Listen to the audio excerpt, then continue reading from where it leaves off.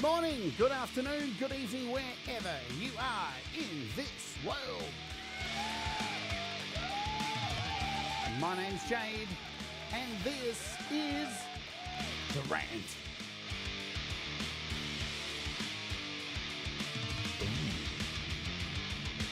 Does the perfect song exist? Is it a thing or is it a mythical uniform?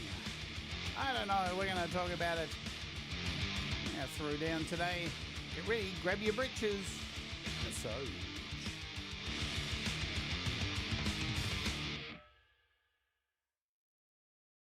Hello! Welcome to the show. My name is Jade, and this is The Rant. And of course, I hope you are doing okay. It is Monday morning here in Australia, the kickoff for the week for me. I know the rest of you are probably experiencing a wonderful Sunday evening, Sunday afternoon, Sunday evening. It's coming up. I hope you're doing well, whatever it is that you're experiencing out there. This is The Rant, where each and every week, sometimes it's factual, sometimes it's nonsensical, sometimes it's just absolute, stream of thought thinking, and who knows where it's going to go. Sometimes it's practical. You never know what you're going to get on The Rant. I don't even know myself. Yes, because why would I? Why would I practice for this when I just get to sit here and spray shit that I know nothing about, apparently? Or do I? Who knows? What is the meaning of life? 42. The perfect song. It's an interesting subject. Many have been chasing it for many, many years. Have they found it? Maybe. Was it circumstantial? What is perfection anyway? Does it exist? Well, let's chat. Let's say hello to folks who are here because Ellie is here. Thomas Christ, hello to you. Joe Glenn, what's going on? FPC, thanks YouTube also for the not fixing up my chat. Jerry Gomes, hope you're doing well, man, and feeling better and get so out of that hospital and get better. Yes. A lot of people dealing with a lot of illness at the moment, and that sucks, man. I really don't like hearing that, but it seems like a lot of people are really dealing with some heavy shit. So if you are, thoughts out to you, yeah? We got a pretty good community for that kind of stuff. So thoughts to all of you who are not doing so well at the moment. Thomas Christ has got these things here, Patreon, and you can become a ward warrior. You can support the channel this way and all that stuff. E-Urban, hello to you. Justine, thanks for sending people. Did you do a dump? I didn't even see, but thanks. I watched you while I was getting ready, as I do. Hard to get into it for these shows and come in and chat because we got an hour to fill of voice. It's hard to just talk about a subject for an hour and hopefully not come across like a dick, or hopefully do come across like a dick, whatever. Seven Dust, hello. Who else have I missed? It? Tremor Bear, what's hot, Tremor Bear? Good to see you. We've got most people here. Are we good? All right, let's talk about it. Let's talk about the perfect song, man. People have been looking for this thing for ages. This is more fucking harder to find, apparently, than the magical unicorn that shits gold. Where is it? Can I have a magical unicorn that shits gold, please? So I can do lots of stuff. But apparently, you got more chance of finding the magical unicorn that shits gold than working out the perfect song because, well, perfection. I mean, that's where you've got to start, don't you? You really have to fucking go, all right, perfection. Let's start with that. So, philosophically, perfection means something that cannot be improved. It's flawless already. It's an absolute. It's the ultimate version of itself. There is no more. It's magical. It's perfect. It's amazing. Don't touch it or you'll wreck it. Now, when you try and think of things other than music or songs that are perfect, that are absolutely pristine, don't need to touch it, well, it seems like we may as well end the show now because things are constantly getting, well, I guess, improved. Some people would say improvements. Some improvements are not really improvements. They make it harder to use, whatever it is. Or an animal will shit gold if you feed it gold. That's a good. I got to stop feeding my pets shit because they keep just delivering shit. Is that how it works? Oh God. We've already gone down the toilet. Thanks, E-Urban, for keeping it like you always do in the toilet. Who else have I seen here? Pookie. Pookie, hello to you. I'm trying to work out everybody's fucking names. Forest of the Wolf. CRNKMKY. I'm not sure who that is. Paws and Guitars. Man, I wish they'd fix my chat. All right, but perfection. Perfection, perfection, perfection.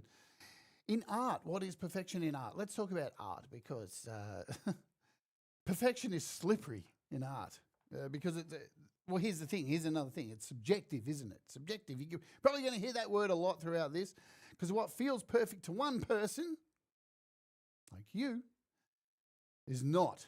It might be boring, flat, empty, have no emotion to the next person. You know this. Some people can go to an art gallery and stand there and look at that art and just be immersed in it going, wow, this is changing my life. My loins are tingling right now. And other people can go to an art gallery and go, yep, yeah, and just walk past everything and have absolutely zero connection whatsoever. It's true. I've done shows on Walk With Me, walking around an art gallery. And some people, yeah, it's... So, is art perfect? Absolutely not. In music, perfection may mean flawless technique.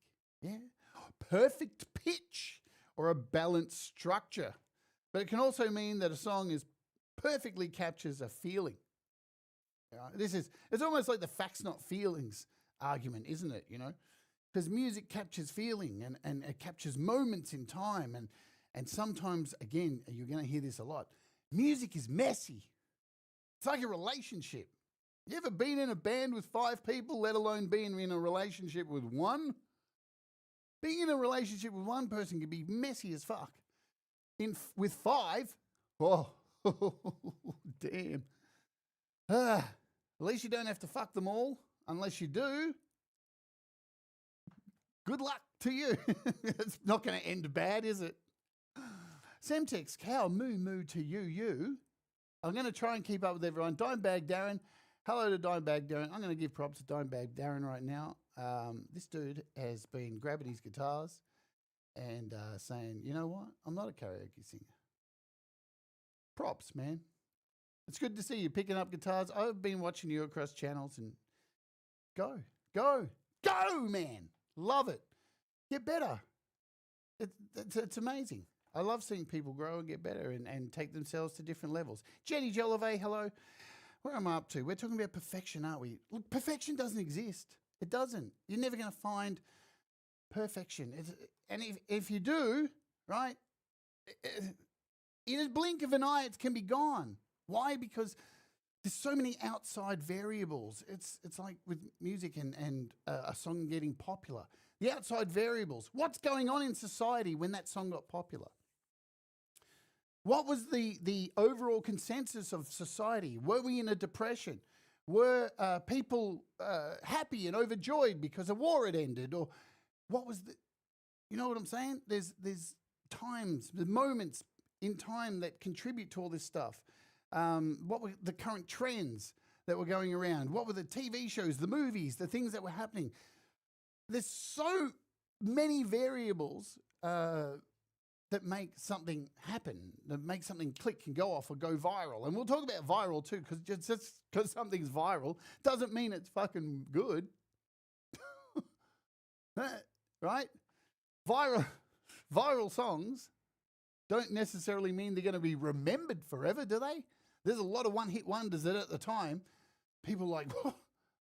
I remember when I was growing up, even on the charts, there are even comedy songs that made it to #1 here in Australia in the 80s by a stand-up comedian.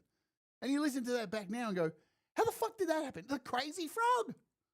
The Crazy Frog.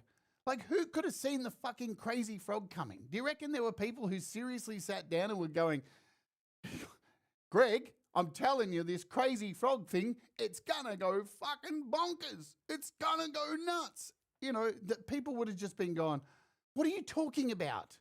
Ding, ding, ding, ding, ding, ding, ding, ding, ding, ding, ding, ding, ding, ding, ding, ding, ding, ding, ding. No, that's going nowhere. But there we were. We all sat through it. Yeah, ding, ding, ding, ding, ding, ding, ding, ding, ding, ding, ding, ding, ding. What the fuck?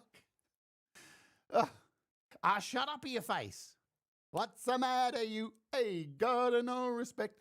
Why did that in Australia? That was huge. I know in the UK, people love that song. And at the time, where did it come from?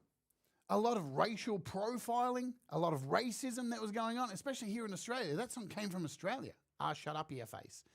And what happens is we have a lot of immigrants coming and people start vilifying them and being horrible. And out of it comes this Greek guy. I'm sure was he Greek or Italian? I can't remember. I think he's Italian. Joe Dolce, he's Italian. He comes out, hey, I'm going to write a song. Ah, shut up, your face. And why it takes off, it's the viral moment. The racism is a thing. It's a fight back. It's so many variables again. But can there be the perfect song? Is it possible? Country walking, hello. Again, I'm going off these ridiculous tags that they've given me. Jenny Jolivet. Take a breath. Relax. What's going on? I get pumped up about this shit. I get upset. But I think about this all the time because, and I've said this many times on this show, and look, listen, you don't have to listen to me. I'm wrong all the time. I don't know anything. I'm a dickhead. I just like making music, and I have some experience in it for many, many years, and have played and been ripped off and made money and played in front of big venues and in front of thousands of people, and I've played in front of 2 people. And I've had record deals where the labels ripped me off and I lost all my money, and I've had some success and travelled around. But I'm nowhere near fucking an expert, because experts don't listen to experts. They're fucking liars. If you agree that music is subjective, you also need to admit that perfection is impossible. Bang! That is it. So perfection, it's pretty hard to get perfect.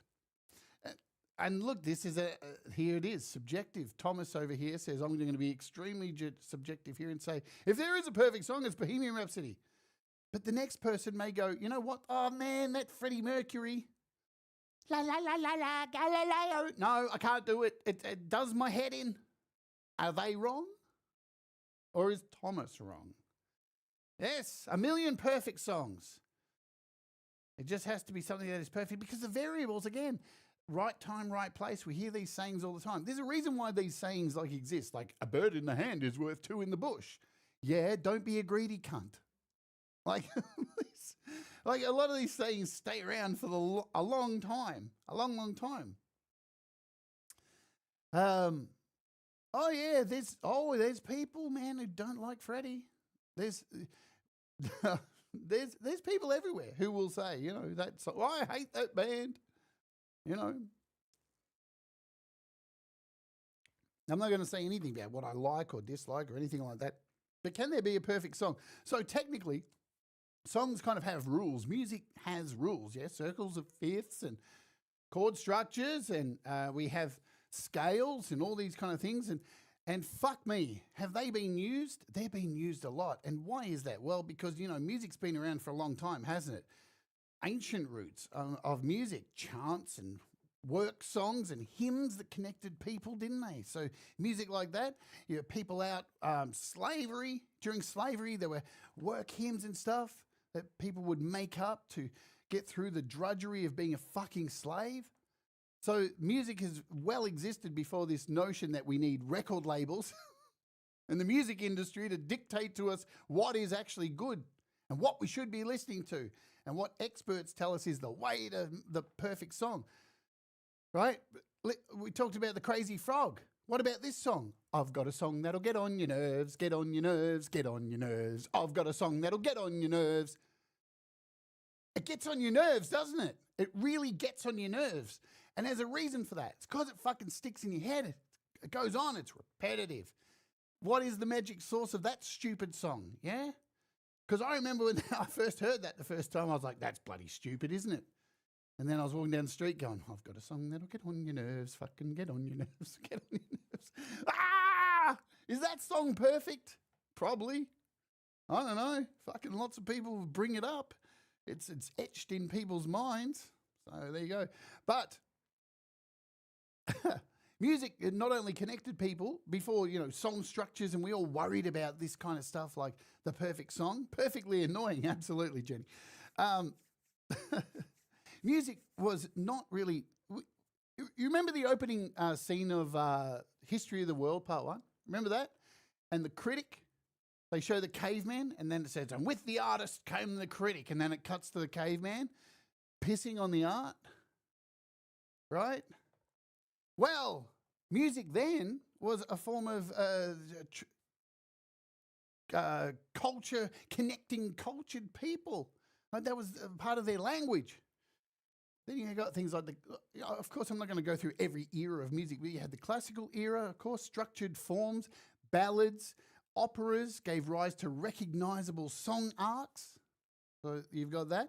20th century, Tin Pan Alley, standardized pop structures, blues and jazz added emotional depth. Rock and roll stripped it down to raw energy. It's evolved as music has gone on. It's changed. It's got heavier. It's got lighter. It's got crazier. I mean, there's even music out there that's just fucking noise. It's a genre. Is that like any less perfect or any less a song because it's just noise? The person still made the song themselves. They hear melody in it. And then you've got the modern era. Well, there's a lot of product placement, at least, in the modern era. So, that's good, isn't it? You see a video clip, that's got a nice hook. I should buy a Mac because there's a Mac in that video and I saw the Apple logo. Hello. I'm trying to keep up with you all, but we need to complain to YouTube about these names. I'm not going to go on about it too much more. Let's talk. Can there be a perfect song? So, a song can hit all the rules that somebody's laid out. Obviously, there's rules, which we talked about, like scales and circles of fifths and all this kind of stuff. And if every chord has been hit in every conceivable order at this point, you would have to say, right? You would have to kind of think that's where we're at, yeah? A lot of stuff's been rejigged, and hey, why does it get away with being new and fresh? Well, because it's us. It's us. It's the things we feel and the things we go through and then what we're trying to put out in our song and our experiences and the lives we've lived and the people we come across and the friends we have and the jobs we have and the struggles we have and all this stuff. That's what allows these same rules that have been used over and over again to have va-va-voom and a spark and be different, because we all live in these meat bags and blood and water, and we all think that the world revolves around us every single day, but no. Subjectively, the perfect song is different for everybody. It absolutely is different for everybody. What I hear in my cans is going to be completely different to somebody else. It's true. It is so true. And I tell you, being in a band, so one of my early bands, Despised, which we were very, very unique and crammed lots of stuff, jazz and fusion and metal and punk and everything, or sometimes into one song. And we clashed so much writing music because we all had completely different ideas. The strength of our music came from us all being very different musically. We all had very different tastes. And when we came together, not only did we butt heads on what we believed in musically, but because of all these styles and ideas clashing together, it made us unique.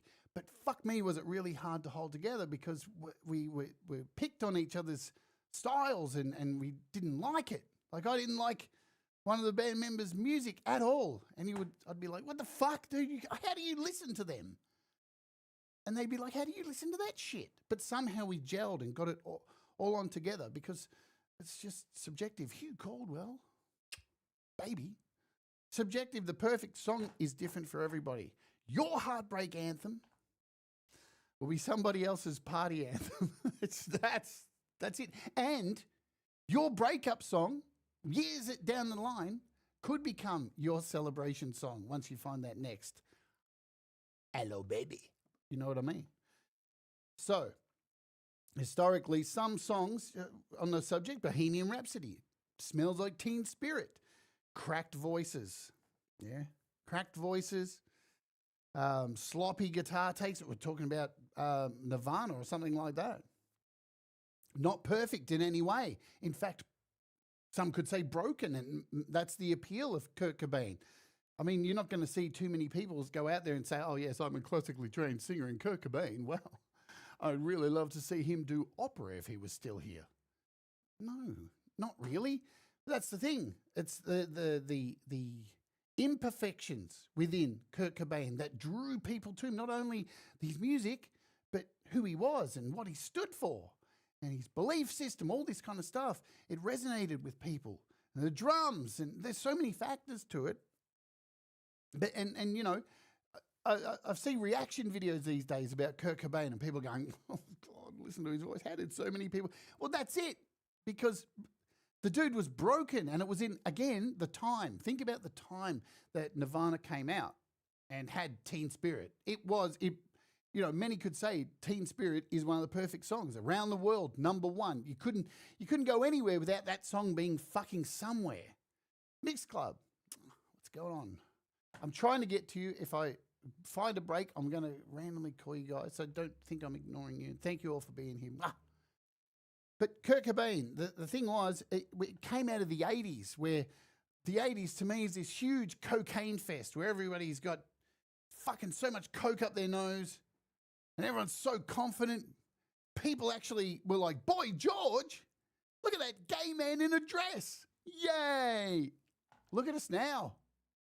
Fucking hell. What happened?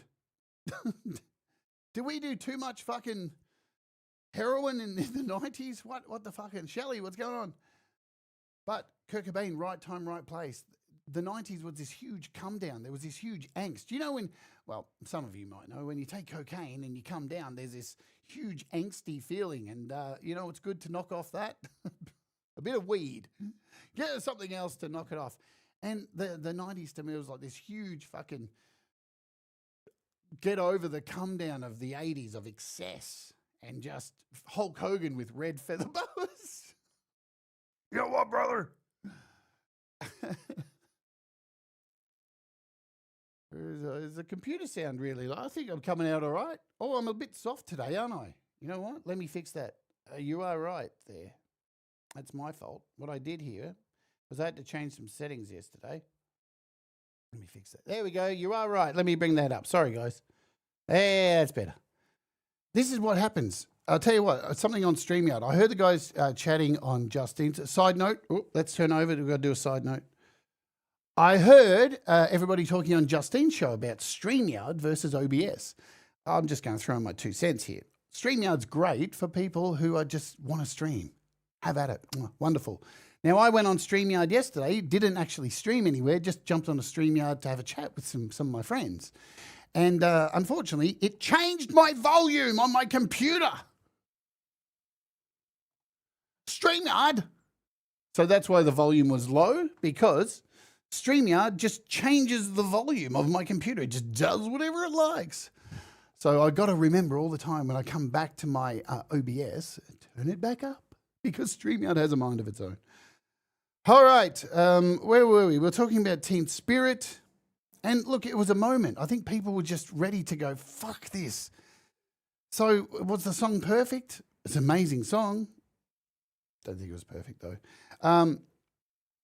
These songs get called perfect because they defined an era or captured something bigger than themselves. Lightning in a bottle, right place, right time. I've known some really big producers out there who say a lot of it is right time, right place, right time. You just happen to be there. That's it. That is a huge part of your song getting discovered, yeah? And you can sit here, I can sit here and try and throw magic formulas at everybody, but just be honest. Just write from your heart, man. Let's talk about some other things regarding this. So we briefly covered song structure. So popular songs and frameworks, a verse and a chorus and a verse and a chorus and a bridge and maybe a key change and a chorus outro with a hook. Yeah, look, that works.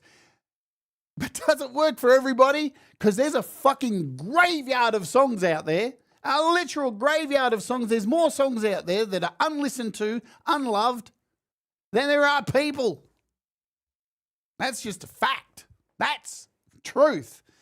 And they use these techniques. Verse, chorus, key change. So it can't be that, can it? The variations of folk and ballads and rock and all the different styles. Leela, what's up? There's no single recipe because there's so many broad variations of music, and even just touching on jazz for a minute, like that. Jazz, the joke of jazz is like, no structure, don't you mean? I don't know, man. You got to be pretty fucking good to play jazz. Just me. I can't do it. But the hook is king. Like the hook is a real very thing in a song. I tell you what, there's a really good show if you want to go and watch songwriting. It's by these two people you may know called Valerie Bart and Mr. Smith. They do this thing every 2 weeks where they get together and they talk about music and stuff. And they did a really good one on songwriting. If you go and look them up and go and check out their show, because that was really cool. This is a rant. This isn't like anything as serious as that. And some really fantastic tips on songwriting. But I'm sure they'd agree, just because you follow these tips doesn't mean you're going to write the perfect song. It is what it is. But hook is really important. Hook, melody, all this kind of stuff, because you want it to get stuck in people's heads. And not always is it the melody that gets stuck in people's heads. Remember, sometimes it's a guitar riff. Sometimes it's the drums that do it for people. I think sometimes we sit there and go, oh, if it doesn't have a catchy chorus with vocals, then no. Sometimes the vocals, listen, there are lots of, if you're a metalhead, you've heard this one before. I like the music, I just don't like the growling. And it's like, yeah, I get that. But, you know, they're singing about crepitating bowel erosion. Should they really sing it like, crepitating bowel erosion, it could get you in the end? It sounds stupid. But when you got crepitating bowel erosion,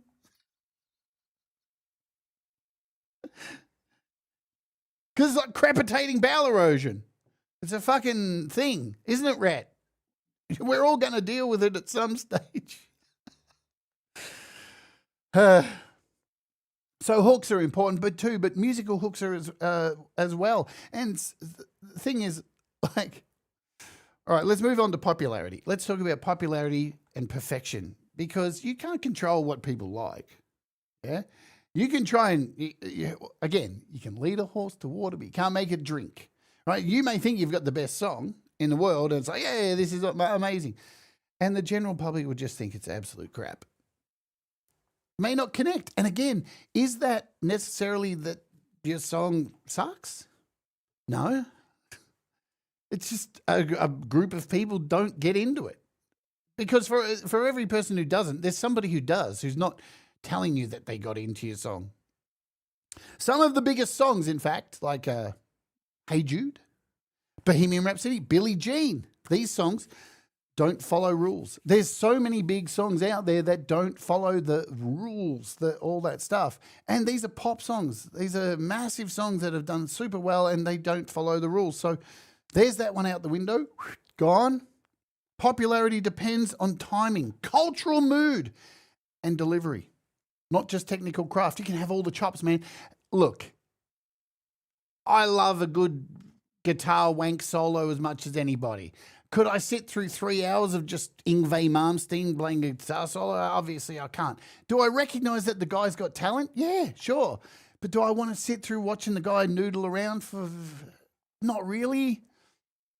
Do I think he's perfect? No. I think he's a bit wanky sometimes. Denise, hello to you. Widdly diddly fiddly biddly. Yes, that's what it is. But again, culture, we kind of discuss this stuff. Timing, cultural moods, the way the world's feeling. Where are we all at collectively? I know at the moment, look at what's going on at the moment. Things are a bit tense, you could say, around the world. Could you say that? I mean, look at what's going on. They want us to send our ID into YouTube, and there's cameras everywhere watching us, and there's all this stuff going on. It's like, well, this is all a bit, I don't know. The perfect time to write the perfect song right now, the perfect angsty song. I think cultural mood right now is calling for it. Virality. Let's talk about virality. Sounds so sexual. The viral on TikTok might not even existed as a song structure 20 years ago. Think about how many songs on TikTok we don't hear every day that are viral on TikTok. There's heaps of them. And I challenge you, if you are a TikToker yourself and you have come across some of these viral songs, yes, can you hum one of them right now?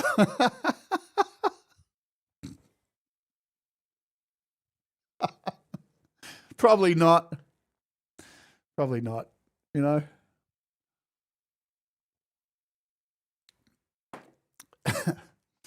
Oh God, can you I can just see the future, man.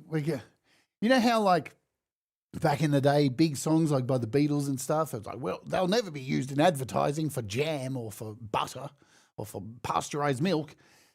And then all of a sudden there's Freddie Mercury singing for a pasteurized milk commercial. Can you imagine the day when TikTok fucking music is used in advertising? It's coming. We've thought about it. Popularity versus perfection. You can't, this thing too, many bands suffer from this. You write an album and out of the album, there's normally 3 songs that may be filler. Can we agree on that? It's hard to write an album. Let's put that out there. A complete collection of a set of songs that go together and have some kind of story or not a story or just tell a moment in time. It's hard to write a fucking album. It's really hard to put together a collection of songs together. And it doesn't make it any easier when you're put up against, where am I going? I've lost my train of thought. Come back over here. Come back, center. With popularity, you write these songs and you think this song's going to be the one. So you put it number 3 in your list. This is a trick that many bands have done for the longest time. They put like number 1, 2, and 3, probably their best songs. Yeah, they used to be classed as singles. This was a method, yeah? And a lot of the time, the label will push those songs as like, these are the singles. But it doesn't always work because people, you can't force people to like something. And a lot of the time, some people will just grab the song that you hate the most. It was filler and all of a sudden it takes off because, again, you can't tell what people are going to like. You can't control that. There's so many factors involved in it. So what you think is perfect and you think is going to be the perfect song, it's not going to be for you. You're going to be disappointed. You're going to be disappointed. Trust me. Should we talk about lyrics? Lyrics are important. They're very important.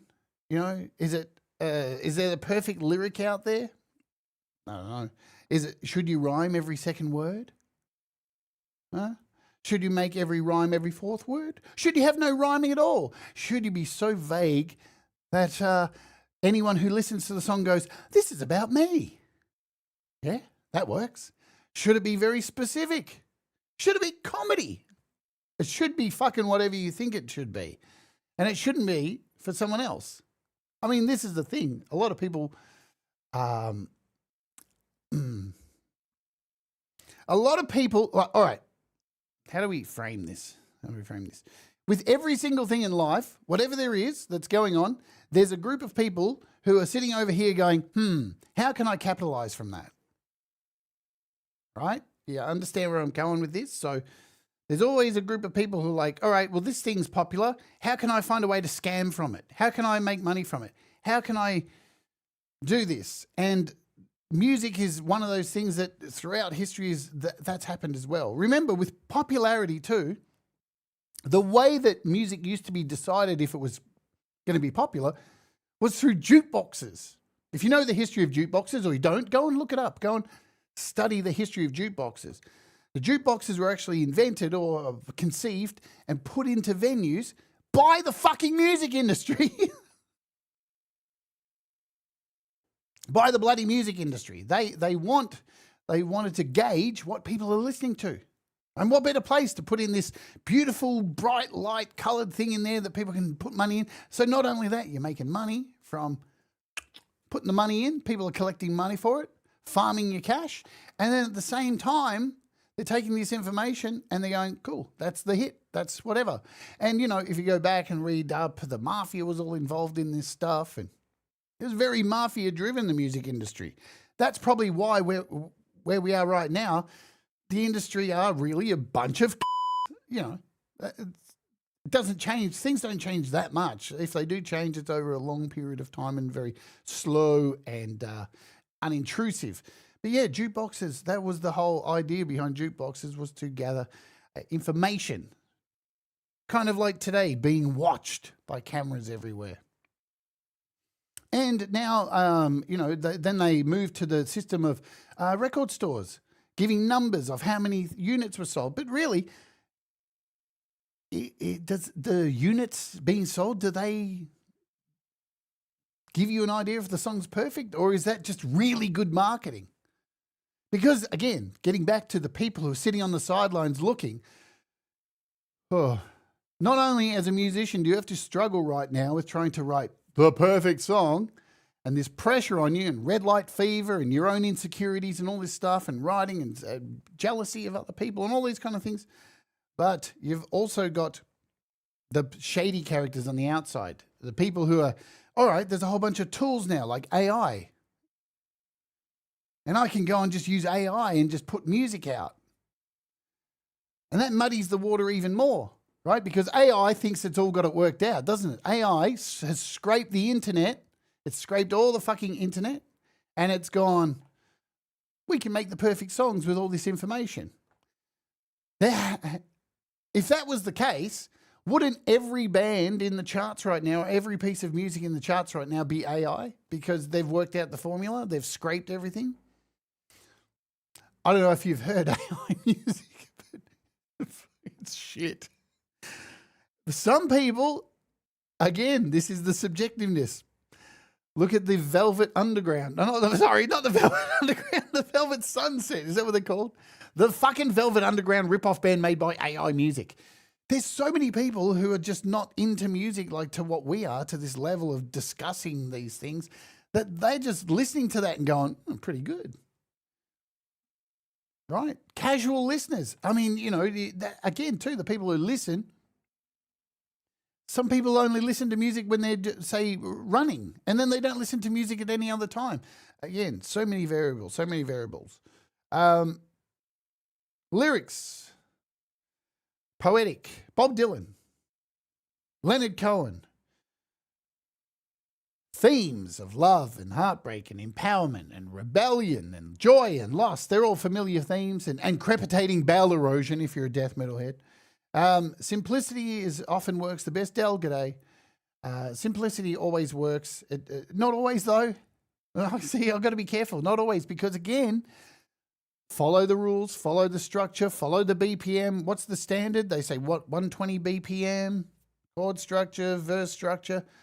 There's a graveyard of songs that just haven't had nobody listen to them whatsoever. But just lastly, getting back to the bad actors too. Bad actors, man, in music. Use your ears.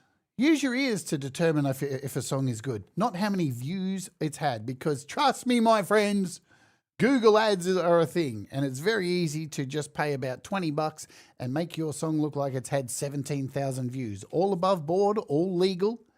Does that make it a perfect song? Does that make it a perfect song? If somebody's video has 18,000 views and one comment, 10 thumbs ups, it's out there. It's a real thing.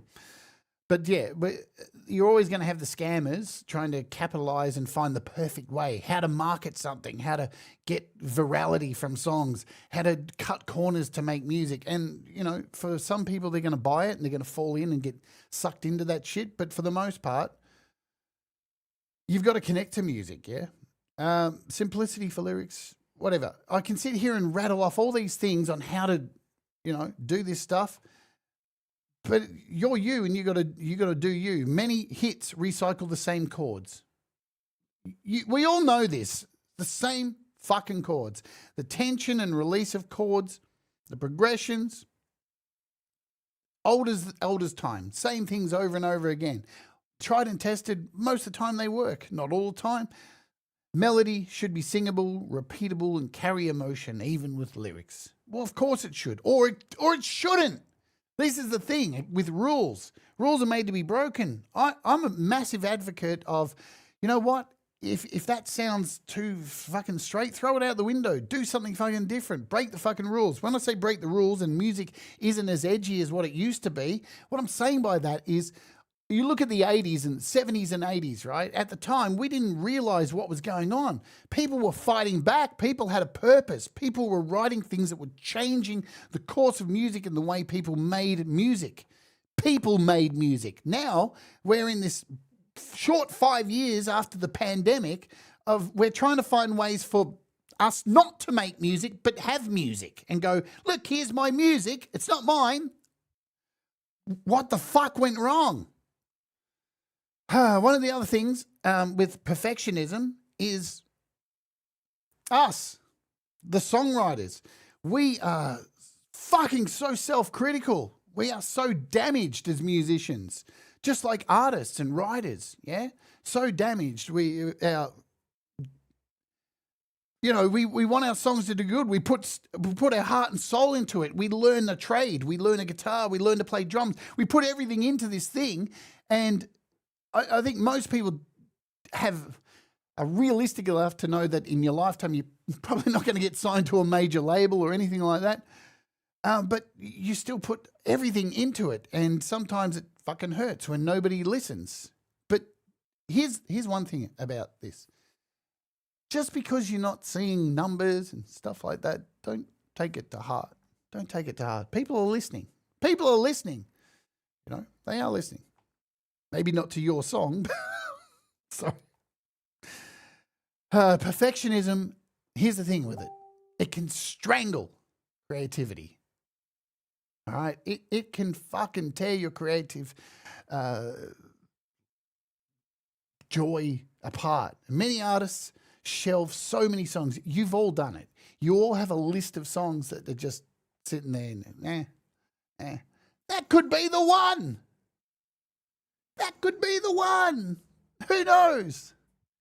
Right? They're listening, and I'll tell you where they're listening. On YML in 15 minutes on Pete Johns. Well done, Pete. I'm going to run an ad quickly. Can we do that? I keep forgetting these days. Run an ad. Let the ad run. You may or may not get an ad. I don't know. It's up to YouTube. We got some cool stuff coming up here during the week and some app reviews, demos, all this kind of stuff.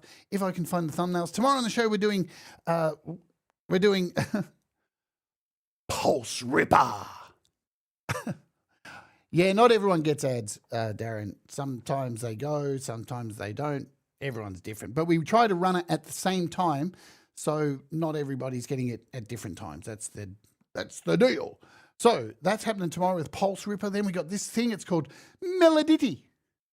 Melodity. I love it. By Compose Audio for Soundbox. We've got a members-only show happening this week. If you're interested in coming along to the members-only show, you become a member. It's $1 a month. And this week, I'm going to go through all the projects I've done demoing apps over the last 5 years. And we're going to see if there's anything worth keeping. Maybe I'll find the perfect song. I hope so. And we're rounding out this week's interview with Sanderwolf, The Art of Noise. You may not have heard of him, but he's been around a long time, making some cool tunes. We're going to have him on the show. Awesome. Let's get back to it, because I've got to wrap this thing up. What do we got? 45. Hey. Lyrics, chords, melody, these things have been done over and over. All this stuff, yeah, we've discussed this. Some masterpieces took years to write, right? Others were written in minutes. Apparently Smells Like Teen Spirit was basically jammed out, and that was it.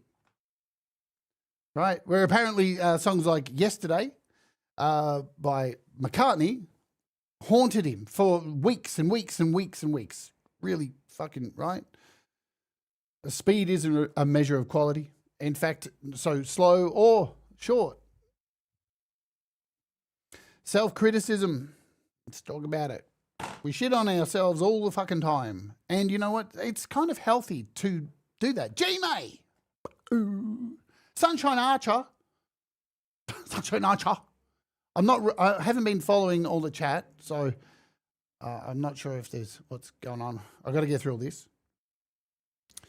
Self-criticism will strangle your creativity. Yeah, but sometimes it's healthy too. It's like, I think being being entertaining on YouTube and doing something like this, you've got to have some kind of ability to shit on yourself.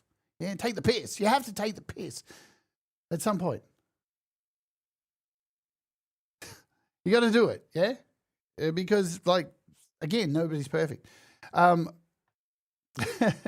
As I said, many artists shelve songs that they feel aren't done. Sometimes raw, imperfect recordings connect more with polished ones. Trust me, you're going to identify with this.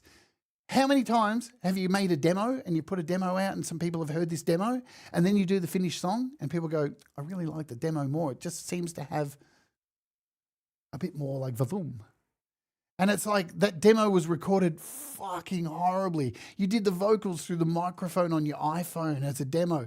And to you, it's like, it makes your skin crawl. You're like, oh, God, that's horrible. And people just go, yeah, but the demo's got so much more feeling. Ah! And it's probably impossible to recapture that. That's the thing, happy mistakes. Yeah, that's again what makes music so fucking amazing sometimes. And I'm sure you've been there as a songwriter and a recording artist.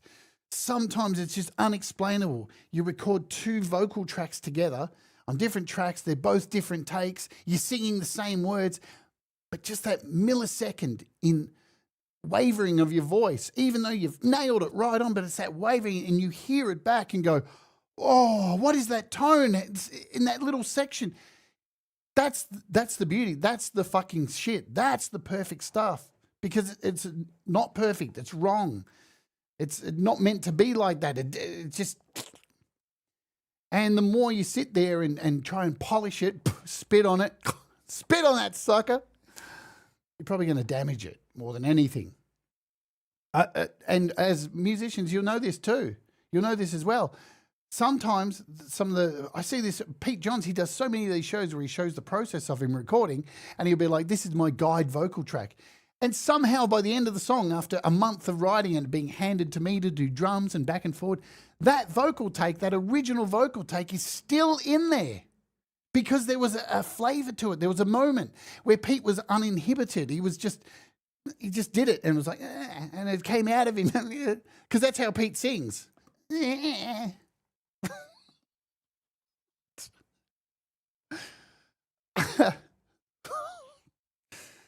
Trust me, I work with Pete. That's how he does it. It's awesome.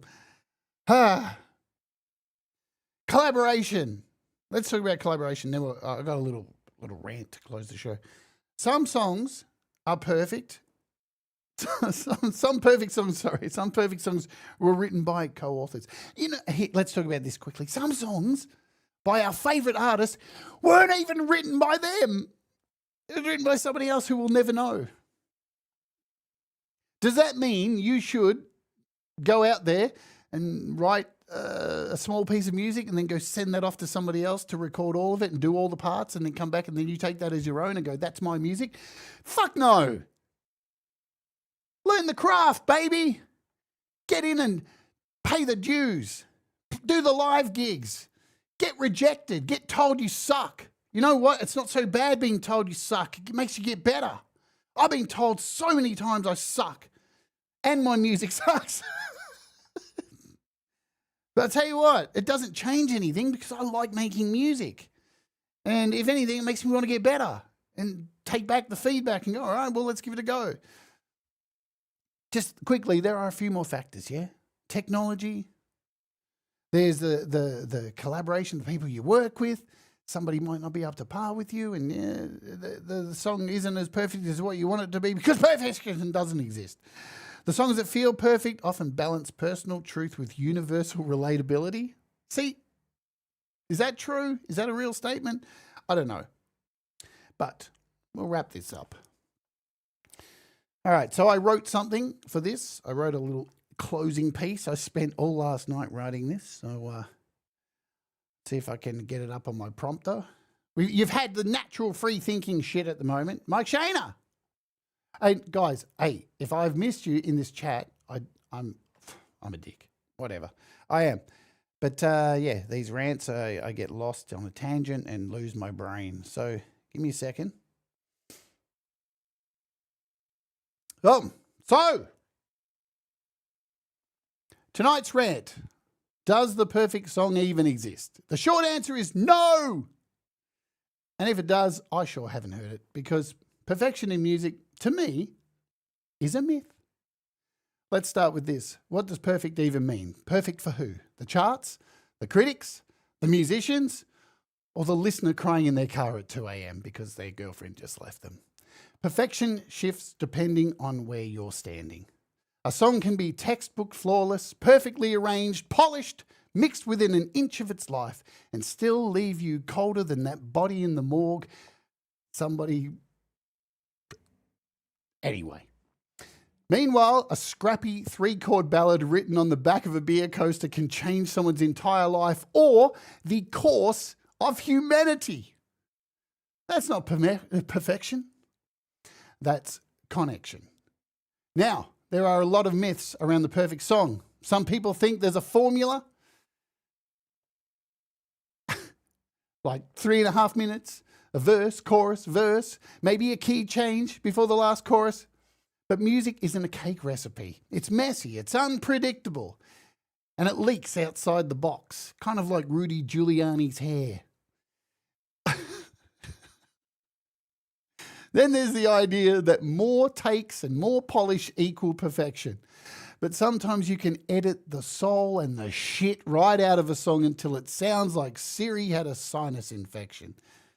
And don't get me started on the myth of perfect songs that last forever, because viral doesn't always mean timeless, and timeless doesn't always go viral.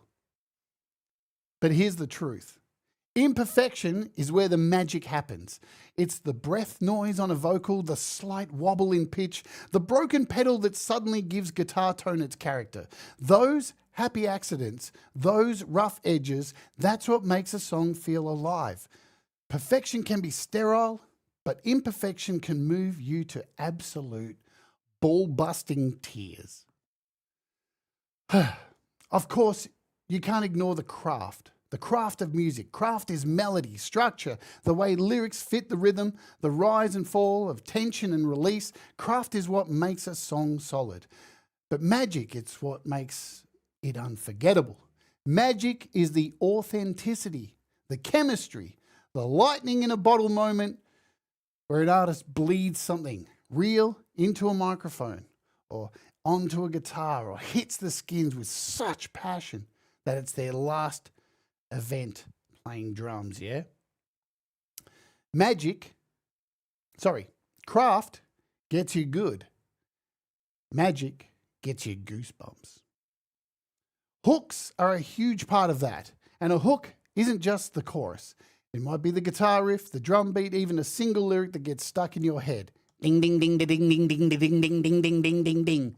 The best songs balance repetition and surprise, so you feel familiarity without boredom. And silence, never underestimate silence. Drop everything out for one bar and watch the next chorus hit like a freight train. Lyrics, well, they're tricky, aren't they? The perfect lyric isn't the deepest or the most poetic, it's the one that connects. Sometimes it's specific, like Springsteen singing about, a busted Chevy. Sometimes it's vague enough that anyone can project their own story onto it. And even the way words feel in your mouth, the rhythm, the syllables can make a chorus soar or flop. And of course, the performance. Performance will always beat perfection every fucking time. A technically flawless vocal might be impressive, but the one slightly flat note sung with raw emotion, bang, baby! There's your Kurt Cobain right there. That's the one that makes your hair stand up. The groove isn't in the grid, it's in those tiny pushes and pulls.